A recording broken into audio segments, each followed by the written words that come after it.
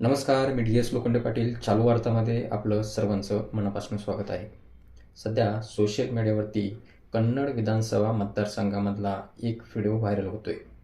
तो म्हणजे संजना जाधव यांचा. शिंदे गटाच्या उमेदवार म्हणजेच शिवसेनेच्या उमेदवार, महायुतीच्या उमेदवार संजना जाधव अर्थात रावसाहेब दानवे यांच्या कन्या एका भाषणामध्ये रडल्या, ढसाढसा रडल्या आणि त्यांची व्यथा त्यांनी जनतेला सांगण्याचा प्रयत्न केला.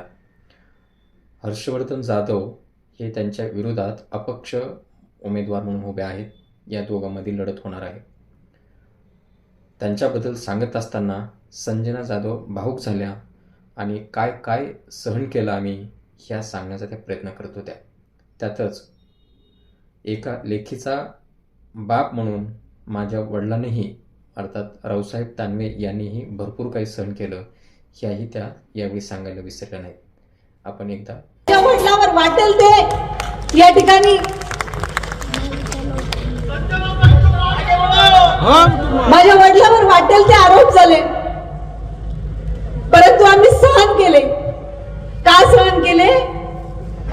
की एका लेकीच्या बापाने ते सहन करायचे असता म्हणून सहन केले. एका मुलाचा बाप जरा असता तर तो या ठिकाणी रस्त्यावर उतरला असता, परंतु एका मुलीचा बाप आहे आणि एका मुलीचा बाप त्या ठिकाणी याच्यामुळे शांत बसला की